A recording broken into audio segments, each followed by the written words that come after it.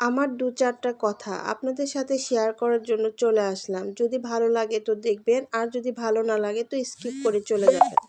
এখন যে অনেকেই ডাক্তারদেরকে বলে কসাই, আসলে তো ঠিক তাদের টাকার নেশাটাই বেশি মানুষের জীবনের মূল্যের থেকে। আর এটা বুঝতে পারলাম আমার ছোট ছেলে অসুস্থ হওয়ার পর থেকে। আমার ছেলের একটা টনসিল অ্যাডেনয়েড অপারেশন করার দরকার ছিল। অনেক দিন থেকে অসুস্থতায় ভুগছে আমার ছেলে। মাঝে মধ্যে জ্বর, সর্দি, কাশি সবসময় লেগেই থাকতো। কখনো সুস্থ থাকতো না। তারপর একদিন ডক্টর দেখানো হয়, তো ডক্টর বলল যে নাকের মাংস আর টনসিল অপারেশন করতে হবে, তাছাড়া এই অসুস্থতা কখনো ভালো হবে না, দিন দিন বেড়েই যাবে। তো আমরা একটু ভয় করেছিলাম, কারণ আমার বাচ্চাটাই একটু হেলদি, একটু মোটা, যার কারণে একটু ভয় করেছিলাম। আর ছোট বাচ্চা সবারই তো একটু ভয় থেকেই যায়। তারপর আমরা দেখলাম যে শুধুমাত্র ওষুধ দ্বারা ভালো হয় কিনা। আমরা বেশ কয়েকদিন যাবতই দেখলাম ওষুধ খাওয়ায় যে বাচ্চাটাকে ভালো করতে পারি কিনা, যদি অপারেশনটা না লাগতো। কারণ অনেক সময় দেখা যায় ডাক্তারেরা বিভিন্ন ভুল করে থাকে বা জ্ঞান ফেরে না। অনেক কিছুই ইউটিউব, ফেসবুকে দেখা যায়, ওটা দেখে একটা আতঙ্ক ভিতরে চলে আসে।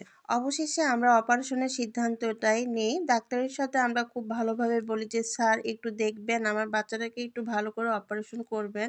তো ডক্টর আমাদের সান্ত্বনা দিল।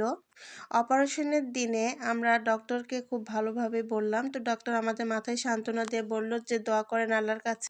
তাই বলে অপারেশন থিয়েটারে ঢুকে গেল। কিন্তু দুঃখের বিষয় কি জানেন? ডক্টরের থেকে যে অ্যাসিস্ট্যান্ট ডাক্তাররা থাকে আর আয়া বুয়ারা থাকে, তাদের ব্যবহার খুবই খারাপ। তো যাই হোক, মূল কাহিনীতে চলে আসা যাক। আমার ছেলের অপারেশন ডক্টর ঠিকই করেছে, কিন্তু ড্রেসিং করা বা লাস্টে যে পরিষ্কার করার বিষয়টা উনি সহকারী ডাক্তারকে দিয়ে যায়। তো আমরা তো সেটা বুঝতে পারিনি। টনসিল অপারেশনের পরের দিনেই তো রিলিজ দিয়ে দেয়, আমরা বাসায় চলে আসি। প্রায় ১ সপ্তাহ খানিক যাবৎ আমার ছেলে খুবই অসুস্থ, আর ব্যথা, অত্যন্ত ব্যথা ছিল। ৩-৪ দিন পর থেকেই যে মুখ থেকে একটা দুর্গন্ধ বের হয়ে আসতেছিল, আমরা বুঝতে পারতেছিলাম না যে এটা কিসের গন্ধটা আসতেছে। তো আমরা পরে ডক্টরের সাথে যোগাযোগ করি। ডক্টরকে বলা হয় যে স্যার, বাচ্চার মুখ থেকে তো এরকম দুর্গন্ধ আসতেছে, আর কান আর গলা অত্যন্ত ব্যথা হচ্ছে। বাচ্চা কিছুই খেতে পাচ্ছে না। তো এ পর্যায়ে আমরা কি করব? তো ডক্টর বলল যে একটু কষ্ট করে নিয়ে আসেন, একটু দেখতে হবে বাচ্চার গলায় কোনো ময়লা জমা হয়েছে কিনা। আসলে আমরা কি করে ময়লা জমা করব? ময়লা তো উনারাই জমা করে রেখেছে।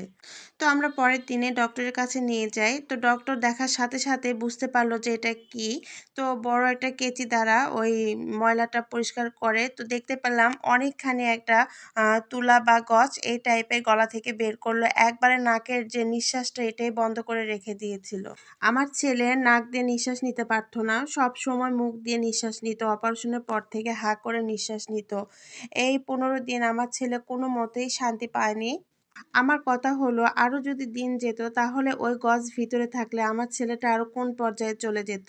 তো আমি ডক্টরদেরকে বলবো, আপনাদের এত টাকার নেশা কেন আমি বুঝি না। আপনারা এত ইনকাম করেন, তারপরও আপনাদের কেন এত টাকার চাহিদা? একটা রুগী যখন হাতে নিবেন, সম্পূর্ণটা দায়িত্ব নিয়ে হাতে নিবেন। অপারেশন করতে পারলে ড্রেসিং করা, পরিষ্কার করা সব নিজের হাতে আপনাদেরকেই করতে হবে। আপনারা কেন সহকারী ডাক্তারদের হাতে দিয়ে যান? তখন ওই ডাক্তাররা ভুল করে বসে, আর ওই ভুলের কারণে একটা রুগী মারা যায়, একটা সন্তান মারা যায়, মা মারা যায়, ভাই মারা যায়, বাবা মারা যায়, বোন মারা যায়। এই অসতর্কতার জন্য আজ কত মানুষই না মারা গিয়েছে আমাদের এই বাংলাদেশে। তাই আমি চাইবো, ডাক্তারদেরকে বলবো বা আপনারা যারা আছেন ভাই বোনেরা, একটু দেখে শুনে ভালো জায়গায় চিকিৎসা করার চেষ্টা করবেন। আমি কিন্তু টাকা পয়সা দিয়ে ভালো জায়গায় চিকিৎসা করানোর জন্য চেষ্টা করেছি, বাট পাইনি।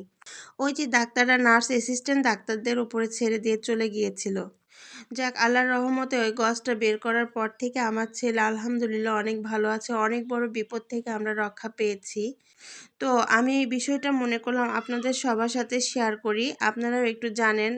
আর যখনই আপনাদের কোনো আত্মীয়স্বজন বা নিজেদের কারো অপারেশন করতে হবে, তখন আমার মনে হয় ডাক্তারদেরকে বলে দিবেন যে সম্পূর্ণ অপারেশনটা যেন নিজের হাতে করে আর সাবধানতার সাথেই করে। কোনো প্রকার অ্যাসিস্ট্যান্ট ডাক্তার বা আয়া বুয়া নার্সেদের হাতে না তুলে দেয়। ভিডিওটা আজ এই পর্যন্তই। যদি আপনাদের ভালো লাগে অবশ্যই শেয়ার করবেন, আর একটু লাইক, কমেন্ট, ফলো দিয়ে পাশে থাকবেন। আল্লাহ হাফেজ।